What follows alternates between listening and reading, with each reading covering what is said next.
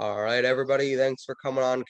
Thanks for joining us on KRTD Chat. It's been a while. Well, we had one last week with Kit. Now we're here with Franco. Thanks for joining us, Franco. Of Thank you for having me, Shane. I'm glad to be here. course. Now, I want to start out with a fun question. So I want to pull up your banner real quick Okay. from YouTube. This is going to be a fun question. Before we get into all the serious politics stuff, let's just do a fun question. So I notice on your banner you have the little Dragon Ball characters. Yeah, that's right. Shenron and the Kid Goku with his Nimbus. You into Dragon Ball?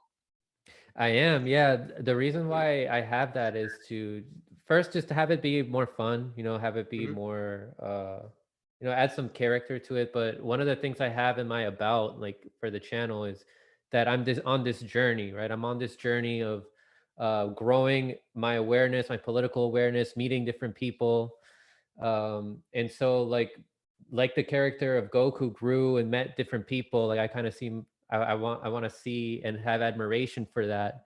And I see that as a way going forward, just continuing to grow as a person, getting stronger mentally. So yeah, that's the reason why I have that on. It's like him as a kid. Maybe I'll change it as time goes on. You could go to the teenage and then to the adult as you keep going. Yeah. Yeah. All right. I was just curious about that. I'm a Dragon Ball fan myself, so that immediately caught my eye. That's nice. Yeah, not bad. Anyway, so let's get into the more serious stuff. I just really was curious about that. That immediately caught my eye as a Mhm. Dragon Ball fan myself. Um, so the first thing I want to get into with you is the March for Medicare for All. That's something that's coming up. I believe it's next Saturday in about 47 different cities. Is that right?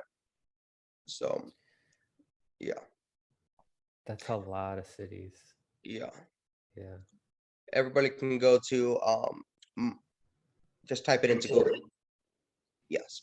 So what are your thoughts on the upcoming March? I know that Savage Joy is involved and all these other people in setting it up.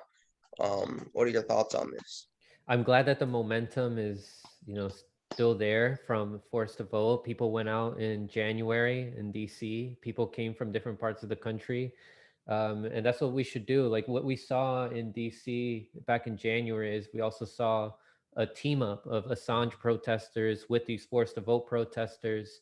Something I've discussed on my show and with other Mhm. people uh, is that the more events that we have like this, also collaborating with other events, the closer we get to a general strike. We'll have different people going to different events and then they get invited to another one and then they start meeting different people and then they realize that they have more in common. So the fact that Ricky Rance and Savage Joy, and I can't remember the name of the other person who was helping out, but she deserves a lot of credit too. Mhm. Um, it's it's incredible what they've been able to do. 47 different cities, and all these different people that are going to talk. That are going to have a chance to talk. Um, it's great that we're doing this.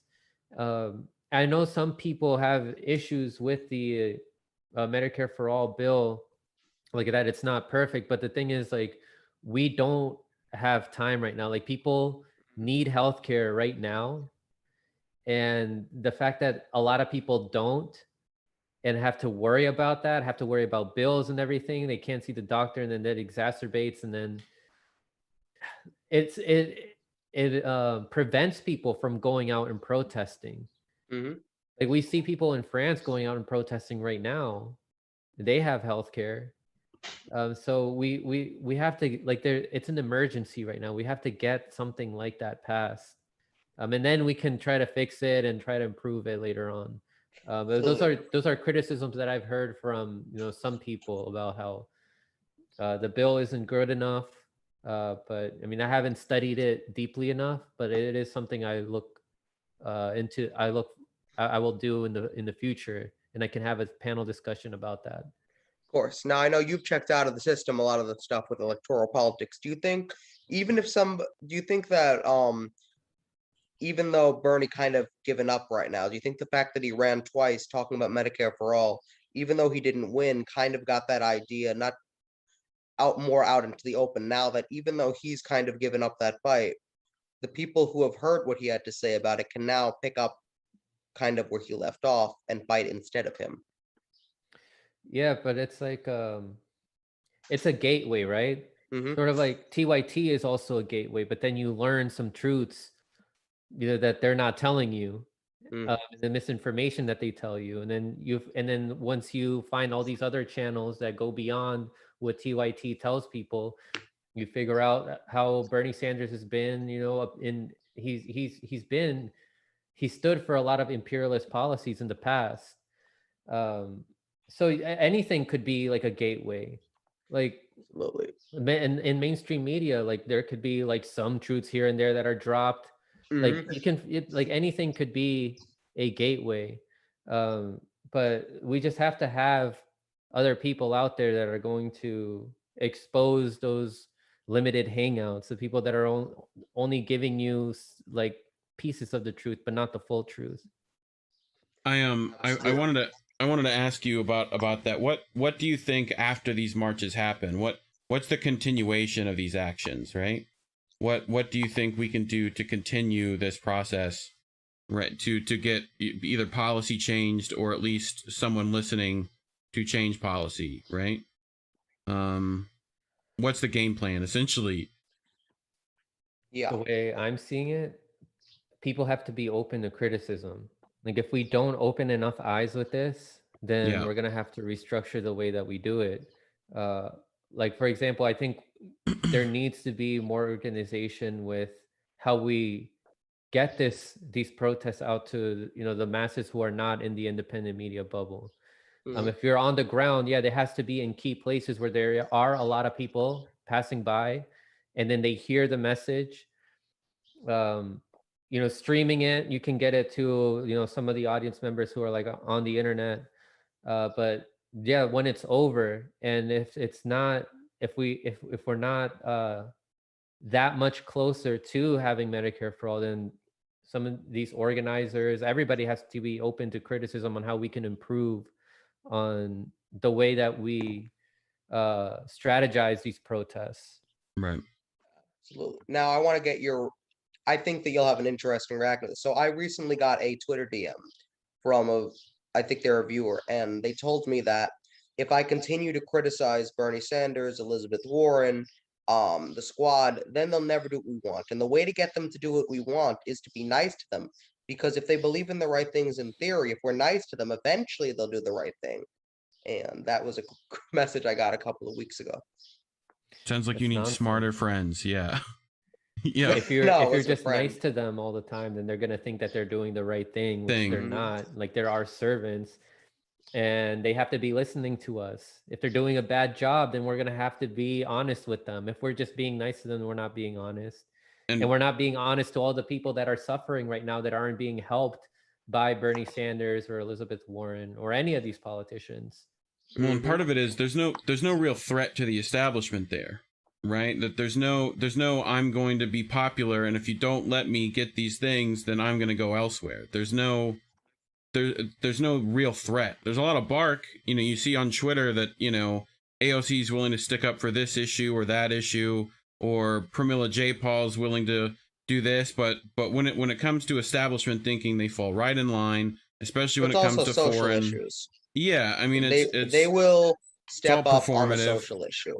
I'm sure, Yeah. Franco, you've noticed this. When it comes to the economic issues and the foreign policy issues, they'll make one speech, then they'll backpedal it. But when it comes to the social issues, then they think that they have a little bit of leeway there. But no. And we always here's the everybody always thinks that somebody is a fighter, and then they actually get in there and then they don't fight. For example, Elizabeth Warren did something 8 years ago and she thinks she's done and she doesn't have to do anything again after the CFPB. But that's why people sent you there, so you could do something again. Yeah. Well, that's why a lot of people feel like we're running out of, nice options, right? That there's This is where it gets to your direct action. Now that the politicians have failed us, we get more into direct action because Bernie Sanders and Elizabeth Warren and AOC and all these guys, they don't really care anymore. They're done. Or they don't have the power or whatever it is. they're not going to do it for us. So now it gets into, you're talking a lot about direct action. Right. So what And do we even do then, now? that's not a guarantee, right? Like that's what's frustrating for a lot of people right now, is that, you know, we put so much effort in for so long that now we're looking at like another grind to barely what we want, right? And it's just, you know, you get that political nihilism real easy, especially when, you know, no, you're not hearing your voice in these situations, right? You know, politics doesn't do what you want it to do at all, right? They won't even, the other thing I've noticed, they won't even fight when it's their project. The And when it was an CFPB easy has fight.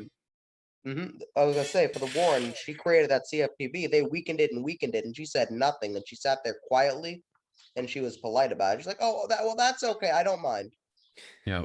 Like if they're trying to appease their colleagues who are all corporatists, Mm. then you know they're on their side. Then like they gave up their promises and everything for political expediency. So that's the definition of sellout. If you know you can look it up. Right. That is literally the definition. They are Right. For personal literally gain. sellouts. And Yes. so it doesn't matter who's in office at the end of the day.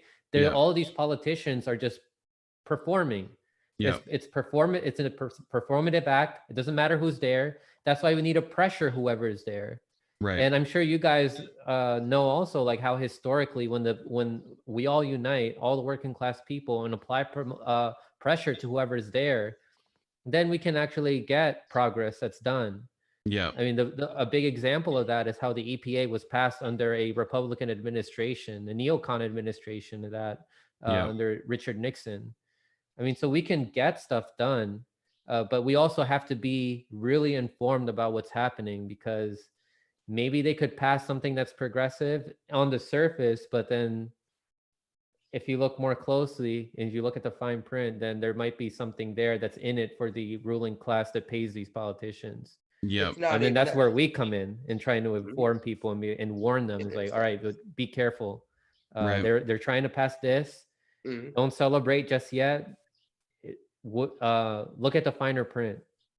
What's beyond the surface? Now, when we get into direct action, one of the things I want to ask, when I asked Kit the same question, is Wolfpack. Now, Wolfpack was created by Cenk Uygur, and they got a couple of states to do this thing, and it's kind of direct action, but unfortunately, they're not very effective, and TYT doesn't seem to care about them anymore. Now that we're at this state, what are your thoughts on Wolfpack? Wolfpack. I honestly didn't know too much about Wolfpack other than Cenk Uygur started it, and Tim Black was also using it. So from what I know, it's like it's something that they use to like for like grassroots donations. No, that's Rebellion Pack. So Wolfpack is, and Kit Cabela volunteered for it. So Wolfpack is they want to get an amendment to the Constitution to get rid of corporate money in politics, and their idea is we're going to go by the states, and they've gotten 13 states to agree. They need 35 states about, and these are regular activists who are going to state by state, and they're pressuring the people in the state house into passing their legislation. Who's running it now? It is Mike Mineta, who still actually has a good relationship with the Jimmy Dore people and everybody. He doesn't have a bad relationship with anybody, but he's the director of Wolfpack. Yeah. Well, and it's definitely, I haven't heard a lot from them recently. I'd love to see them back out in the field, along, you know, being at these marches, being places where they can actually get this movement heard again. I think they need to separate from TYT as well at this point, because it's only going to hurt their cause. Yeah. And we know, you know, what else needs to be said about TYT, right? They're corporatists, they're literally corporate news. They are helping out the oligarchy by repeating State Department talking points. So if they're still working with them, it's not a good look. It's not something I would trust. You guys said that they are also cool with like Jimmy Dore. Jimmy Dore, who's been exposing TYT. I would say we still need to look into them and be cautious. I'd have to do more research to know, what's been up to with know that. like who's there, like what their connections are, what the money ties are, and all that. Of course, absolutely. Now, when we get to TYT, we have Kyle Kalinske recently leaving TYT. Now, as you said, I think you said it was a business decision. Do you think Kyle is now? Here's a very interesting, easy question for you. Do you think Kyle is better off without TYT? That's just my first question. Absolutely. Yeah, for sure. For sure. Now that Kyle was already kind of teetering on the edge of what TYT would allow. Now that he's away from TYT, do you think he can now is more free to do a better job now, or do you think he's going to continue to do exactly? Do you think he can go a little bit further off the edge now on certain things now that he's not connected with TYT? And do you think he will? I think that it's just like another step that's not a step that's far enough.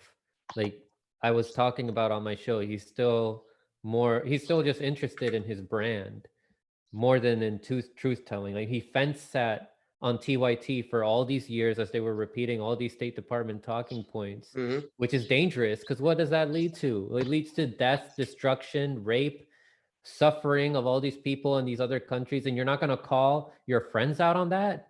Like if it was Rachel Maddow that was, and she does, by the way, she said saying the same things that TYT says, or if it was like Chris Cuomo or any of these people in mainstream media, Kyle would be on their ass. But because it's TYT, then he stayed quiet about it. He saw that they have like upwards of 4 million subscribers during that time, like post 2016. Out there like over 5 million. So he was like, okay, I'll be cool with these people's fans. Yeah. Then also with like Majority Report and Michael Brooks, like he was friends with Michael Brooks and Sam Cedar, even though they would kneecap any form of direct action or anything. Had Vosh on when he could have had all these other journalists that are on the ground with integrity that are presenting objective information about what's happening in all these other countries. Yep. So he goes wherever the wind blows, and I think he'll continue to do that. Even with this TYT thing, he sees that TYT is it's not good to be associated with them now. Well, now that they're getting exposed even more. So he sees no benefit now in being associated with them in the same way as he used to. That's true. Well, but to his credit, he has acknowledged that the Justice Democrats are a complete failure. Yeah, he has. But then, what are his alternatives? Yeah, like none. What are his solutions? He doesn't. Right. He's offered none. He's basically said, "Well, third party is not an option, really, but go ahead and do that." And I really don't know. And with this TYT thing, fence sitting. With TYT, I'm not even sure if he left. That sounds like a firing to me, especially when you haven't done a video yet on it. It's been how long since Jink got to throw you under the bus, right? You don't even get to you're not going to respond. You're not going to put out your own. It's been what, a week now? That's right. Give him a couple of months, I think. Look what happened with, and I'm going to say when Jimmy Dore left TYT, he didn't immediately call them out. Everybody knows he waited a little while. Yeah, he waited a little while, and he had respect for them, and until they made it to where they don't earn that respect anymore, right? And I think we're gonna have to give. Yeah, I have a question for you guys. Go ahead, if that's all right. Like, do you think that it was okay for Jimmy to stay quiet about TYT after he left? I think from what I definitely remember watching those live streams back then, and it was almost like coded stuff. He would be putting. It's like he couldn't name names. He felt bad about naming names, even when he was on their network, he would actively counteract their talking points. He would bring Mate on, he would bring Bill Binney on, and he would try to get them to see the other side, and then he just felt like it was unprofessional to talk about them after the fact. Which that's the one thing is we're supposed to get him. Go ahead. I was going to say, when they asked him if the money changed them, the thing is, when they asked him the question, did the money change them? They just got the money. So a lot of the changes had not completely happened yet. They eventually got to a point where he couldn't stay quiet. So the changes with TYT were very slow. Let's be honest. And it happened over time, so people wouldn't notice. And they thought people wouldn't notice. The thing the Young Turks was the most mad at was Jimmy actually getting direct action. That's what they were the most mad at. Is the thing that they're now telling him he's not doing enough of, right? It's like the one time he did that. He doesn't offer any solutions. He just trashes all these politicians, and then when he had a solution, which is like you said, force the vote or then they try to kneecap it at any Like that was the Now most what- they pushed back on Jimmy until he was just Exactly. like, well, what am I supposed to then do? You know, he only responded to them, started exposing them more when it just became on their personal. policy. It's always been on their policy. Oh yeah, on their know. policy, yeah, but when it became personal though, Right. like when Then they well, then started he had to calling him defend out. himself, right? And course, that's yeah. where the argument gets weird for people. But to me, it's pretty simple. He's been the thing counterpunching is, the whole whole- time, and people are just mad that he hits harder than them. The whole You know. fight was also Anna Kasparian's fault, and everybody Yeah. knows. If she would have kept her mouth shut and didn't say that Jimmy Dore was a bad actor, he never would have gone on to them, and they could have continued whatever they were doing pretty much unscathed for a little bit longer. It's kind of her fault partially too. Do you think that he could have prevented a lot of people from being misguided if he had called them out sooner? I think that Or you do you had think to he wait a waited little the right while. I think opportunity? I think you do have to wait a little while because they did take the money, but as they didn't change right away when they took the money. Once you saw the actual, like the very major changes, then it was okay. Well, a So lot I of would people had say- already I mean been like leaving. after he left. So it was, Yeah. this is After he like left. late 2018, 2019, 2020. I would say 2020, the beginning of 2020, or not even. I would say right after Bernie lost the election Right. was when you can start calling them out. Because as soon as Bernie lost the election the second time, their transformation was nearly complete to becoming MSNBC. At that point, And they have nowhere to hide now. They can't Mhm. hide behind Bernie Sanders. They could be like, oh no, but I support Bernie Sanders. Like they say all the same things that MSNBC says, cursing there to add a little bit of the edge, and then they're like, oh, but I support Bernie Sanders. now here's Yeah. something I want to tell. So I interviewed. Are you familiar with the Free and Equal Elections Foundation? No, who are they? So they did the third-party presidential debate. So Cenk Okay. Uygur was invited to co-host that debate, and he basically said no, because he says, well, if I go there, then it might hurt Joe Biden.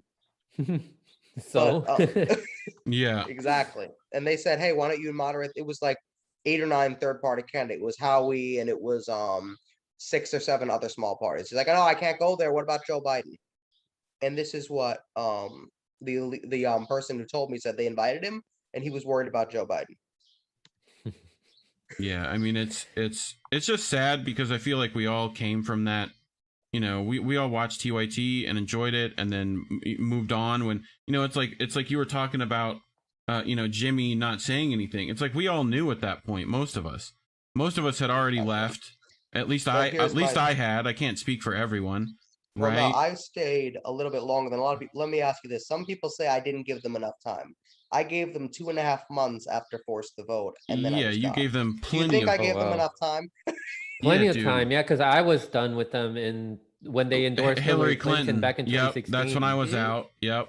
That's true. That's when I got in around actually, because I was a neoliberal MSNBC watcher at the same in time- 2016. At the same time, Jimmy wasn't apparently calling them out when he kind of coding wise was, here's Jink coming in to defend Jimmy because someone smeared him as a right-wing Nazi, whatever, right? And now what do we have? A complete reversal of his feelings. Now Jink now thinks, Jimmy is some secret right-winger, which I don't know Now if that's let's- possible for Jimmy. Let's go back. Hang on. Let's go back to when Cenk Uygur was running for Congress. You remember when Bernie Sanders unendorsed him, and then Jimmy Dore went on the Hill Rising and said, "Yeah, you shouldn't have did that." Yeah.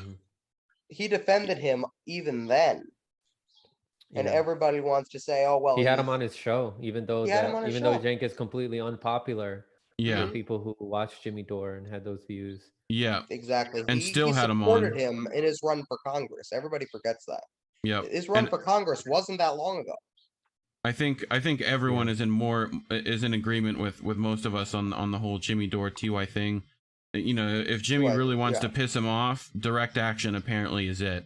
So the more times Jimmy can do something similar to force the vote, the better, in my opinion. And my thing is, the TYT Army disagreed with Cenk Uygur on Force the vote. Yeah, on they Force voted the Vote because 80%. they were ready. No, they were ready to get to work and do activism for TYT for that thing. And he's like, enough of this. Hmm.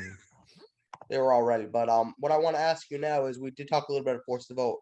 There was another movement that came on around Force the Vote called Replace Pelosi. The idea behind that was yeah, we can force the vote, but it's not gonna happen. But if we get rid of Pelosi too, we can never have Medicare for all as long as Pelosi is speaker, was the idea behind this movement. Because because Pelosi is Pelosi. So the idea was you only need 10 lefties or fake lefties at this point to say Nancy Pelosi will not become speaker. Only 10 of them have to block her, and then they can block her, and then it goes back to caucus, and they could say, you got to pick somebody else. That was one of the strategies. It was actually came up by Joe Firestone, who does a show on our network. I'm not sure if you're familiar with him. And so it's let's clear up Sure. some misinformation that people would say about replacing Pelosi. It doesn't mean that Kevin McCarthy, the Republican, was going to replace her. No, it would have been, it would have just gone back to the House so they can revote. And since it's majority Democrat, it could be, a Democrat. So maybe they could get somebody in could have controlled it as well. who's more likely to put a Medicare for all up for a vote. Well, and so yeah, from what I saw, and then also like even if it was Kevin McCarthy, it was like, yeah. So he's against Medicare for all. So is Pelosi. So what is the difference? They're both imperialists. They're both neocon. There's no difference. They wouldn't even do the first step. They wouldn't even do the first step to that plan. Jimmy was asking for the first step. He was asking them to do something easier. Bargain. Just ask for something. That's what Jimmy was asking. And everyone said, no, we have to keep our powder dry. We're not even using powder right now. No one's shooting. Just, Have you guys also thought about how, like, if our problems do get fixed and if we do get Medicare for all, that these channels, like Majority Report, Sam Seed, or David Pakman would have, like, nothing to talk about on their show because everything is getting fixed. Yeah, Trump's not here. Exactly. So they want these problems to stay there. They want boogeyman like Trump. I want to show you a couple of clips from David Pakman. So I went on his show and I did a couple of super chats. Oh, it's muted. Me. Yep. I'm just making sure it's the right one. No, I want to show him all of them. Okay. They reach like 10 seconds, so. I don't know why it's not. Yeah, it should be here. If it loads. It's just slides not liking me today. Is that what it is? So while we deal with these... Why is there so many like blank ones? That's a great question. I have no idea. Now it's loading. Yeah, maybe. It's just... Anyway. So while you deal with those, I got it. Are you ready, or do you... Yeah, here. I want to show you a couple of clips from Pakman. So. Joe Biden is a neoliberal corporatist. If you're, I think you mean if you're on the left at all, you would do a lot more criticisms of him. Please hold Joe Biden accountable. My lead story Monday was a criticism of Joe Biden. In the clip today about the Voting Rights Act. Yeah, now, let's get Franco's reaction to that one first. I haven't watched David Pakman since like 2016, and even then I never was subscribed to him. Right. I think that he's really irrelevant. It's just there's no difference between him and MSNBC or CNN. It's just some guy on YouTube that makes you think that it's more credible just because he's there and just because he supported Bernie Sanders. Like what I was saying about TYT, it's like they say all the same things that MSNBC and CNN say, but then at the end of it, they just say, oh, but I support Bernie Sanders. And so what's great about the time that we're in now is that they can't hide behind Bernie Sanders anymore, because a lot of people were giving TYT and all these other channels a chance because they attached themselves to Bernie Sanders and they would fearmonger behind Donald Trump, which they can do neither of those things now. Yeah. So, and also now that AOC and Bernie's masks are off, since they keep, bowing down to these imperialists like Joe Biden. There's no one, they can't even hide behind Bernie or AOC anymore in that regard. So it's great that we're living in these times now. Huh? Last week or the couple weeks ago, tried to hide behind Elizabeth Warren again. Still, it doesn't work anymore. Yeah, it doesn't. Yeah, they're not evolving with the times, and so, but we are. And so we're seeing through them. Absolutely. Here's another clip from David Pakman's show. Oh, and hang on. Why pause are that you real quick. afraid to support He's actually moved Assange? right. He's now not in favor of. He's now like, what about the public option? That actually sounds good. And I'm like, really? Yeah, it must have to do with the fact that he gets, he gets a lot of deals and stuff. He has a Google contract, so gets propped up by the YouTube algorithm. Meanwhile, all of us, we get suppressed. The real Absolutely. independent media channels.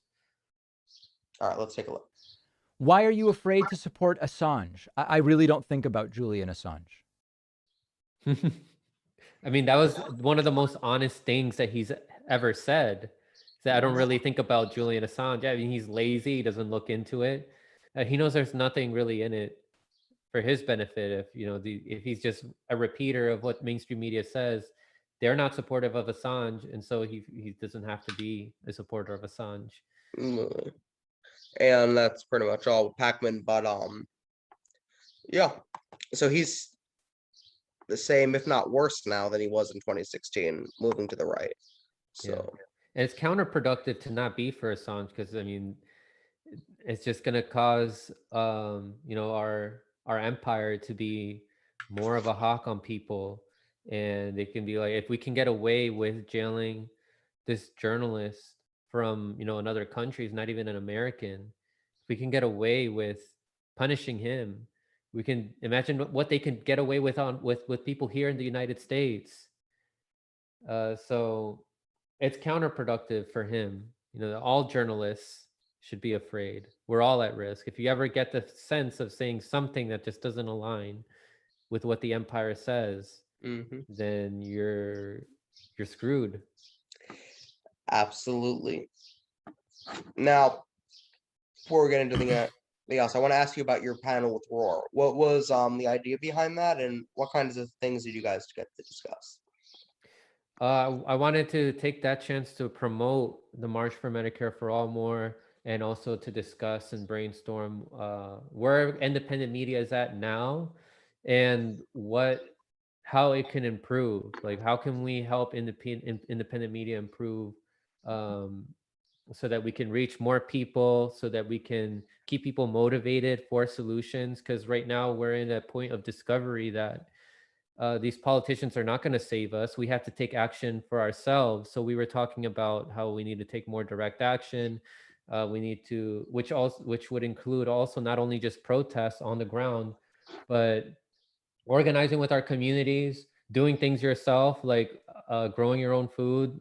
Amber was talking about ways that you can even grow your own food in your apartment. Anything that can reduce the amount of money that you give to these corporations that are oppressing all of us. So that's something that independent media needs to be doing more, is offering more solutions, especially ones outside of electoral politics, because people already understand the problems, like the fundamental problems of the country. People already understand that the mainstream media lies, like the viewers, I'm saying.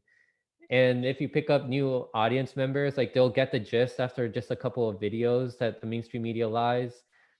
And so you want to give people some hope and alternatives of what they can do to make to implement systemic changes. And you can do that starting from the level of the individual, by you yourself opting out of the system, growing your own food, supporting more mom and pop shops over these corporations. So the panel was to brainstorm these ideas of how we can improve independent media. So now when it comes to independent media, we have the new generation, which is kind of like you guys and Hard Lens, and I guess us over here. But you also have the older generation, the old guard, like Jimmy Dore and Kyle Kalinske, and I'm not sure if there's anyone else still around from the old guard who's really still considered independent. Is there anyone else you could think of, Reef? Not really. Would you guys consider like Crystal Ball? And I don't know if I consider the old. It's so hard for me. It's more new. Like, okay. I like Crystal's takes on a lot of stuff, but not everything. Sagar's also a mixed bag. I don't think he's a bad guy, but his policies are weird. Same tier as Kyle. Like, they're more they care more about advancing their career as a pundit than actually And see, advancing a lot of progress. times I felt like Kyle was Jimmy was Kyle's anger translator, right? Like it's Kyle says the same things almost a lot of times, Yeah. but just in a nice package Enough to rationalize with some yeah, people. right. But then, as time progressed, and if you look closely at his show, you realize that he's a fence sitter, and he just wants to be okay with everybody. Well, look, And then That's at true. the end of the day, where did that get him? Now here's my he got me question in for you. he got me in bed Reed, with Big Seltzer, so Big Seltzer, at least we have LaCroix still. So here's my question for you, Franco. Now that we have the old guard and the new guard, is there still a place for now? With Crystal, I still consider her new because she started after Kyle and Jimmy. That's why I said I consider her new. But is there still a place for Kyle in the circle at all? That's my question. Evolve with the times. Yeah, man. Kyle. Like it's no longer 2015 or 2016, 2017, where you just sit around and talk about the problems and just talk about the latest gossip on Capitol Hill and just criticize mainstream media all day. Like the times have changed. People see through that BS, and people who want their lives to actually change. We already know what the problems are. So enough videos of just ranting about the problems. And then to be fair, it's not just Kyle. It's even, some of my colleagues who I respect. Some of them are too invested in just calling out the mainstream media, and there's not enough discussion about what we should do. Like you're leaving your audience, like it's like they're just tuning in to infotainment. Like they're just tuning in to just find enjoyment out of complaining about the problems of our country and not actually taking action. At the very least, just you could be an investigator and just reveal information that other channels aren't revealing, but they're not even doing that. Yeah, it's just complaining. And we got to do more than that. So So there is a place for him if he evolves with the time. It's also, and there's a place for anybody. It's also not not Kyle. Look, Kyle, man to man, not hard to say sorry. I'm more than willing to say when I was wrong all the time. It happens, and like Jimmy's understanding, dude. Just call him up, be like, "Yo, my bad," and then move on. That way we can all move on. Yeah, he's more than kind. He's great. He would have him on. He'd have him on tomorrow. But anyway, I wanted to bring this to your attention. I saw this oddly enough in one of the Jimmy Dore live streams, right? It got put up on a super chat, right? And I thought this actually had real potential, right? This is a call for a general strike, which, I'm all for. It's October 15th, 2021, right? Just mark that on your calendar. Don't show up to work. I think it's that simple for the most part. If you can afford to do that, that would be fantastic, right? And you can go to octoberstrike.com for more info. I think they also had a TikTok that got pretty popular, but Can we put the info in the chat? Yeah, I did. I can do it again. Okay, great. Your thoughts, Franco? How do you feel about that? Yeah. That's good. That's good that people are taking initiative, to start stuff like this. I would be interested in getting the word out and promoting this. I just have to get more information out of what the strategy is and who's behind it, and I can get more information out of them.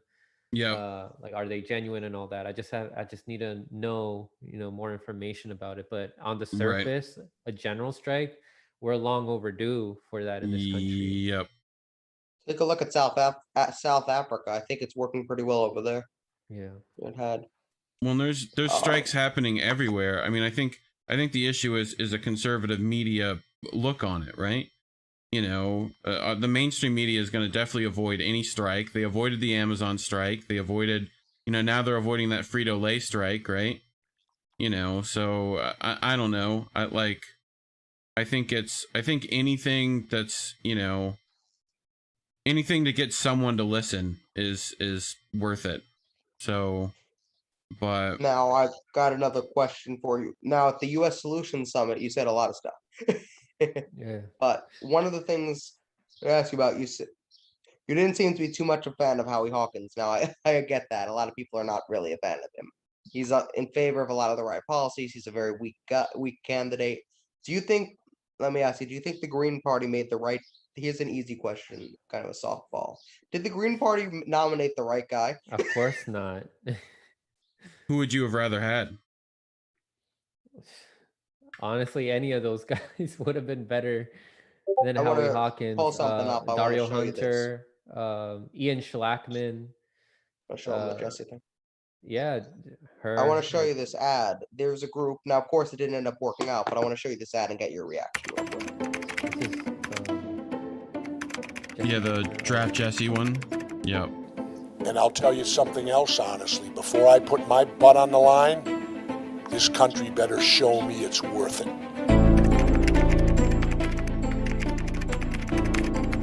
We gotta think revolutionary.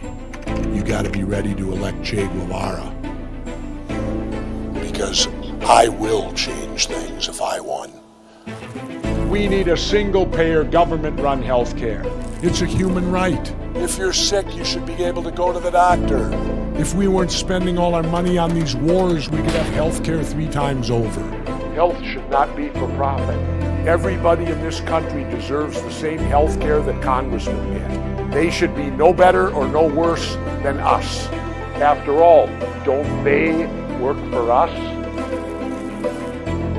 I would start a war on the climate and a war on pollution. I'm watching the oceans die before my very eyes. I got news for you, ladies and gentlemen. If the oceans die, we die. The basic 4 years should be free, so we now pay from kindergarten through 4 years of college. We can do that if we get out of the wars. I'll support that. If we guarantee we get out of wars, the result will be free college. The state of our country today, we're in a mess. And who is to blame? The Democrats and the Republicans. They have been in charge for my entire life. How can we take our country back today? Simple. Stop voting for Democrats and Republicans. We must, this election, elect an independent. Will you agree we're polarized? The worst we've been probably since the Civil War, I would imagine. Well, if you elect a Dem or Repub, the polarization is going to continue. The only way the country's going to get reunited is to elect an independent president. So then do you feel a need to do it in order to serve your country? I have that voice in the back of my head that says to me, if not you, then who? It's there. If they got the frickin' guts to let me in a debate, I'll come in and destroy their 2 candidates and steal the election in November, just like I did in Minnesota. Ventura being declared the winner. First he was Jesse the Body Ventura, then he was Jesse the Mind, now he's Jesse the Governor. If the Greens come back to me in the end of July and say, you're my man, if it becomes brokered, I won't shut the door. I just want to get your quick reaction to that. Yeah, there's more excitement there, and I remember having on some of the Draft Jesse organizers on my show to talk about that. But obviously, they weren't interested in winning. If they were able to rig their primaries to have Howie Hawkins as a nominee, they could have chosen Jesse Ventura without him even running. Not saying that that's fair necessarily, but if you actually want to win the election, then you would have ran Jesse Ventura. But another thing I said on my panel was that the third parties right now don't have a good plan for how to overcome all these obstacles to win elections. So what I was saying was that it's in another form of false hope if they don't have this plan.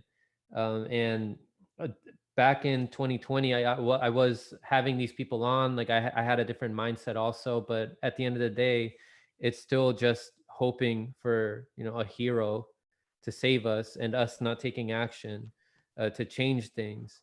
And so that's why, like, content creators like us, independent media, have to inform people about how these corporations and these politicians that are paid by these corporations make it impossible for people like Jesse Ventura to win. So we just have to keep getting that message out there. Like, it's like, stop hoping for somebody to come save you. Like, we are the ones that are going to save ourselves. Now, one of the last things I want to ask you is about the MCSC network. Now, you work with the MCSC network. Now, I know that's Nico's project. What was that conversation like when Nico came out? What was that conversation like, that initial conversation? I'm just kind of curious. Yeah, he messaged me and he's like, hey, just want to let you know that you're one of the candidates that we're considering to bring onto the network. And I was like, oh snap, that's nice, man. Thank you very much. I feel honored to be considered. And then I talked about it. Like, I didn't have an impulsive decision right away. I had to really think about it. And I talked a lot about it with people who've been following my show since the beginning, since I had less than 100 subscribers. I asked them, like, what do you guys think? And these are people that have been following Nico also for a long time. We weighed out the pros and cons.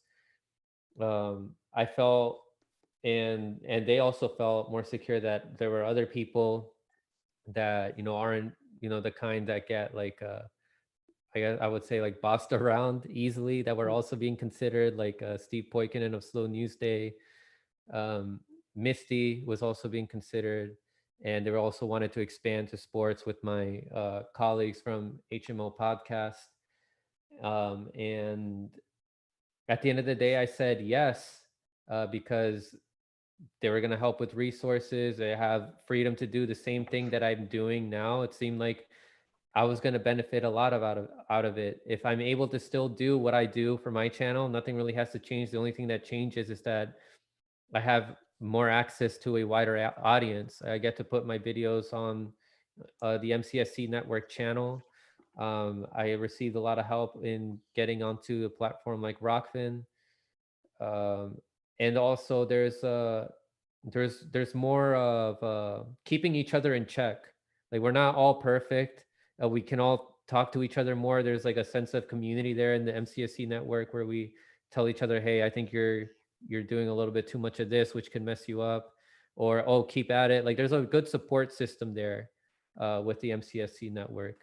Now, is there any control over the show? So if you feel like making a show about the blue sky just randomly, are they allowed to stop you from doing that? Nope.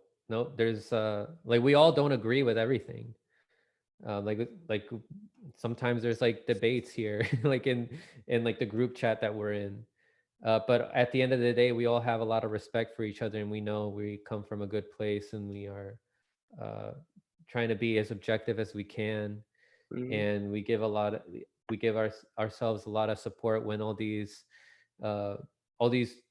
people try to smear us, like on Twitter. I'm sure you guys know, like, oh yeah, some of those like G Hive people and TYT Majority Report fans come at us. So, and it's also good for connections too. Like, there's journalists that have been interviewed by some of my colleagues, and then they're like, oh, you're associated with them, or, oh yeah, I know them. Yeah, they recommended me to come on your show. So there's benefits there. Before we wrap up, I wanted to get your, have you looked into the Pegasus project stuff that Snowden was putting out yesterday? I was gonna read about that today, like, yeah, tonight. I mean, I saw that Israel has been surveilling us for a long time. Yeah, I mean, I think this is the thing that people talk about, especially in our circles, where, yeah, it may sound like a conspiracy at first, but give it a couple of months and you end up finding out that, your fears were warranted, right? And we're still coming after the whistleblower that said this was happening, right? We're still coming after the person that published, this information. So I don't know. I just find it like, how many more times do we have to have this happen before people start listening to us? Like, anyway, they forget about it. There's distractions that happen in people's lives. Like the Snowden files was like a big reveal, and then people just forget about it, because then our corporate world just continues. Like there's like a movie that's going to come out, and then people just like have their focus on that, or a new song by this big artist that comes out, and then they shift the conversation over to there. They get distracted by all these stories and posts that are put up on mainstream media that are not related to the big reveal that happened. So it just we just need more people that are going to be taking it seriously, and people like us, so that they can stay focused and not stay distracted, because it's really easy to get distracted and stay comfortable with all these distractions, all these movies that are, they make you feel good, they make you feel like you're safe and like everything is fine, but behind the scenes everything is not okay. The empire is doing everything they can to take away your civil liberties as they destroy other countries. Now, here's a question I want to ask you on this. Now, as someone on the left also, and as you're on the left, is this an issue where you can cooperate with libertarians on? Can you work with the libertarians on this particular issue? Is that okay? Absolutely, yeah. Anyone who sees the truth somewhere, that's an opportunity for them to see truths in other places. Like you relate to them with this truth here, with the libertarians. And then you have to also be open that at the end of the day, you may not agree with them on everything. They may not agree with you on everything, but we're all working class people that are getting oppressed by the elite class. So it's really pointless to be arguing and not wanting to be associated with people just because of the label that they give themselves. So that's my question. The right and the left can work together where we agree, I would say, or rather the libertarians and the lefties. Now, it's okay to work together where we agree. Would you agree with that? It's more than okay, yeah. It should be encouraged. And you can fight them when you disagree. I find it funny, I've grown up here in the South most of my life, right here in the Bible Belt of Florida, right, which is pretty much South Georgia for the most part. But you have to work with these people on the other side, and they agree with you more on policy than identity politics. You're willing to get them to actually agree to policy decisions much more often than you're going to get them to agree to take down a statue. It's crazy how that works, but it's like they're more than willing to say surveillance is bad. They're more than willing to say the war should end. They're more than willing to say we need healthcare. These are things that are ubiquitous right now, and everyone's in agreement.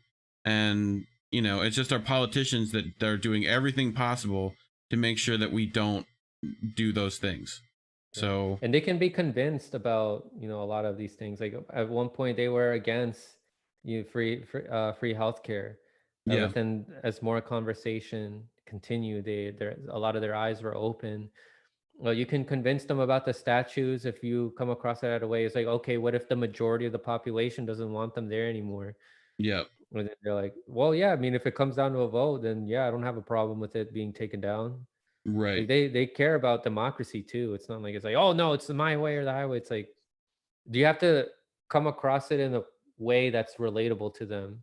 Right. Well, I'm sure there's some individuals who have that mentality. Well, there's the classic thing but then you just like move on from them and find somebody else who's more open-minded. Exactly. The too far gones, as Kyle Kulinski would like to say.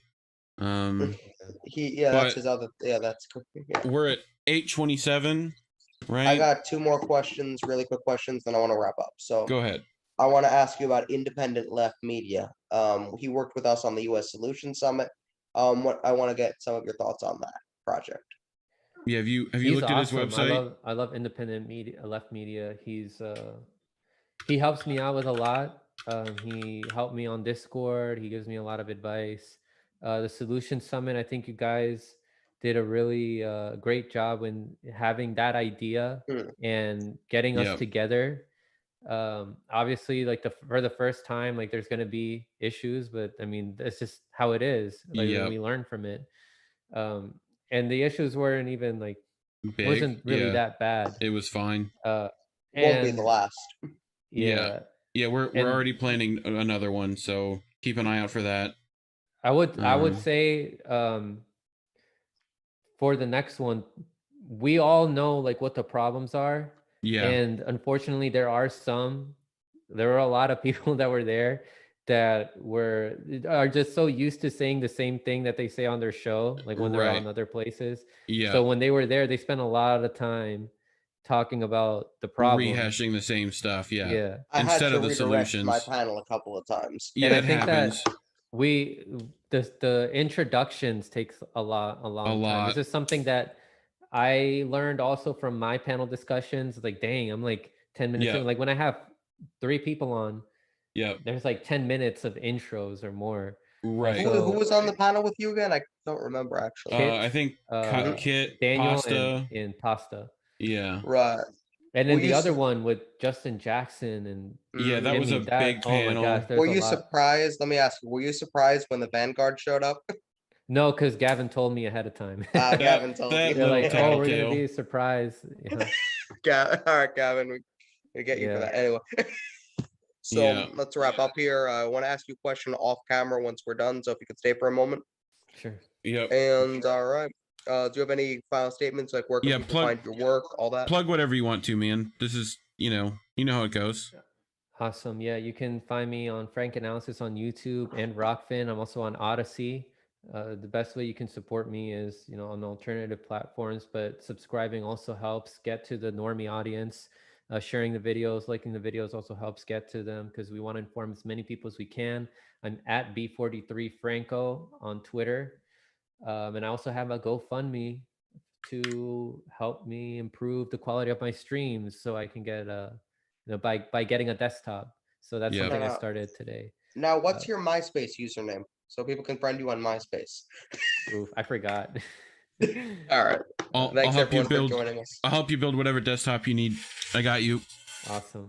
All right, man. Thanks for joining us on KRTD Chat. Bye, everyone. Thank you for having me on. You ending card. Pip.